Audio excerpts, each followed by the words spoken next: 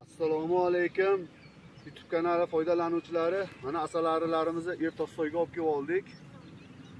Kecha kechqurun olib kelganligimiz uchun juda hozir to'zib nima qilib turishdi.